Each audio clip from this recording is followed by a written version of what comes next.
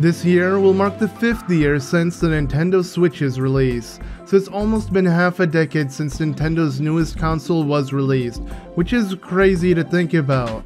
But since its release, it hasn't changed much in terms of software or hardware. While tons of fans, including myself, assumed Nintendo would eventually make a more powerful Switch, as the console itself isn't much of an upgrade from the Wii U outside its portability, we haven't seen anything like that outside the Switch OLED, which only improved the Switch's screen and handheld. So for fans who mainly played the console docked, won't really see much of a benefit from that, and this also includes myself. We also got a different variation like the Switch Lite, but that also only improved the Switch's portability experience by having it slightly smaller.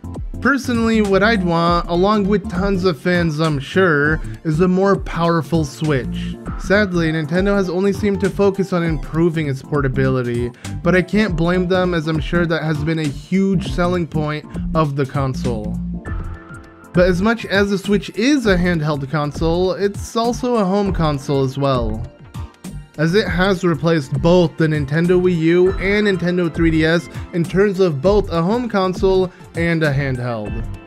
And while it's really nice to have just one main Nintendo console to be able to switch between both, since the Switch is neither a dedicated home console, it will always be behind in terms of performance, especially when compared to other home consoles like the PS5 and Xbox Series X, which can play games in 4K. The Switch, on the other hand, has a huge issue with ports, as the console just isn't powerful enough to run new AAA games from other developers that aren't Nintendo.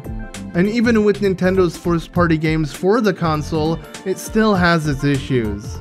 As again, the Switch is not a dedicated home console, and its portability causes it to lack in performance, pretty much continuing that everlasting cycle of Nintendo always being behind in terms of quality and performance when it comes to their competitors. Of course, with their first-party lineup, their consoles will always be worth it just for that, but it's still a shame when we see how good games can look on other consoles. But it's always been Nintendo's thing to do stuff outside the box, and while it has held them back in terms of video quality, it has always brought a unique way to playing their games and systems, which is why they always felt like they were in a league of their own, as it's not about competing for the most ultra high quality definition system out there, it's about innovating the games itself. And I can't deny that the Switch has continued that concept Nintendo has been known for. But outside the comparison to their competitors, I feel like when you compare the Switch to their older consoles, the Switch is still lacking consoles, replacing the Wii U as a home console and replacing the 3DS as a handheld console. So it makes me wonder why Nintendo hasn't added features that have become a standard for those previous consoles. First, let me mention an obvious one, that being streaming apps and other media. Both the Wii U and 3DS had apps like Netflix and other streaming services. Hell, even the original Wii had Netflix available for it. While they have been discontinued, it's still a shame that the Switch has never received a similar concept. Especially with how this console can actually be used both portably and docked, it seemed like it fit most for this console. Along with the Switch OLED screen update, this would be the one console I would actually be interested in watching streaming apps on. Surprisingly though, we finally have gotten YouTube as an app, so it's not like Nintendo only wants the Switch to be used for gaming. But it's a shame that Nintendo hasn't added anything else similar, especially when even the 3DS had this. And speaking of discontinued services, Miiverse. It was Nintendo's version of a social media app through the Wii U, where players could take screenshots and other gaming related posts and share them there. Sadly, it was eventually discontinued on the Wii U, and when it happened, my hopes that with Nintendo canceling it there, that we would eventually get a reboot of it on the Switch. But that never happened. And it's interesting to think about, because out of any console that would have benefited from that, it would have been the Switch. With the Switch having a dedicated screenshot button allowing players to post their media on other social media platforms. So why not bring it back and have players share it there? So this would have been the perfect console to have a concept like Miiverse, as this feature seems to be utilized more than ever now. And speaking of Miiverse, out of any Nintendo console that has had Miis in it, the Switch has had the worst and most simplistic Mii maker of all time. While you still can create Miis on the console, it is way more dumbed down than the Wii U, or 3DS, or even the Wii, which first introduced this concept. There isn't even a dedicated software for it like they've had in past consoles.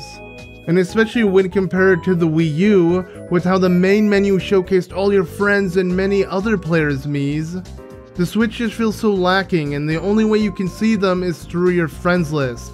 Yet even then, it only displays those who choose to use their Mii as an icon. And now speaking of icons, while this feature was nice, as we can now represent some of our favorite video game characters through avatars, there has been a major lack in updates with these icons and overall a limited amount to choose from. Especially with the amount of first-party games on the Switch without any icon to represent them. While some could say we have a decent selection, there's still so many franchises missing, and even the ones included could gain a few more to wider the variety in selection. Like, come on Nintendo, at least give us something for Xenoblade. Another similar thing that seems lacking are the Switch themes. While you can choose between light and dark mode, that's really it. There isn't anything else to choose from, it's just a static color. Even the Wii U, which didn't have themes, still had a much more dynamic menu that seemed way better than the Switch ever was. And when you compare it to the 3DS, which actually had many themes, even of games that are on the 3DS, it feels like a shame. Like, we can get multiple themes of Breath of the Wild on the 3DS, but not one on the console it's actually playable on. Overall, it seems Nintendo's direction for the Switch has been far more simplified compared to their previous consoles. And while this console has been beyond successful regardless, I just wish it still had that charm other Nintendo consoles have had when navigating its menu. As to add to that, even the eShop feels far more simplified when compared to the Wii U, 3DS, or even Wii. Rest in peace. The Wii U has such a colorful and exciting version, along with the 3DS, both with catchy music and tons of categories to browse from. The Switch eShop, on the other hand, is just so bland and quiet. And speaking of the eShop, the Nintendo Switch had stopped the concept of virtual console games being purchasable, and instead gave us Nintendo Switch Online. This service has shown that even Nintendo is willing to change their business practice entirely to follow other greedy corporate practices. Like, Nintendo has never charged us for online services up until the Nintendo Switch. That means the Wii, the Wii U, the DS, and 3DS never charged the player to play online up until the Nintendo Switch. And it's not like they have improved their servers for the Switch after charging. Nintendo is still known to have the worst online service in gaming, and now they're charging us for it. But on top of that, they've added a list of retro games to sweeten the online subscription deal, but these are just games we've purchased before on previous Nintendo consoles. While some could say this concept is nice as you don't have to repurchase each and every single game, the library of games they offer is very small in comparison to what the Virtual Console had. And while they have slowly been adding more games to the library, you must play these games while connected to the internet. Which honestly makes me just want to buy the games outright and download them myself rather than deal with this concept. No longer do we have access to these classic Nintendo games via Virtual Console forever being downloaded on our system.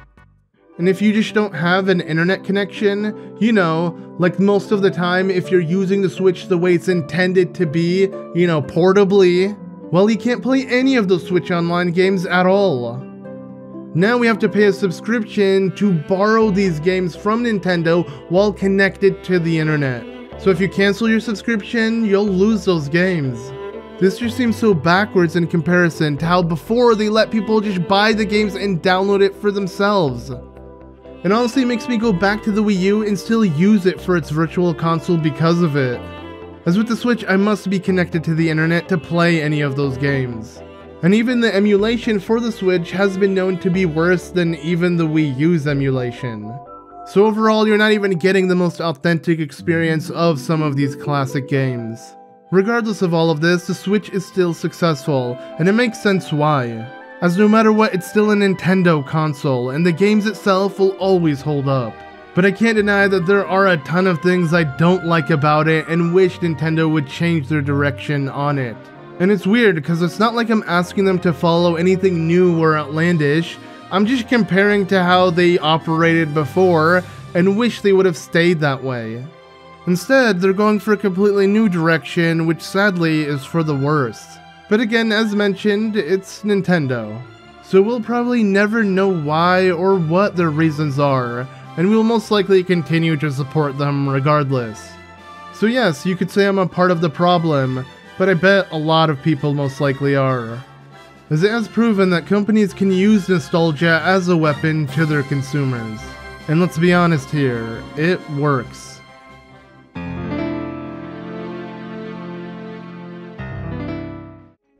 But what do you guys think of the Switch so far? Don't get me wrong, for the most part, I'm happy with the console, but we can always hope that there will be a change for the better.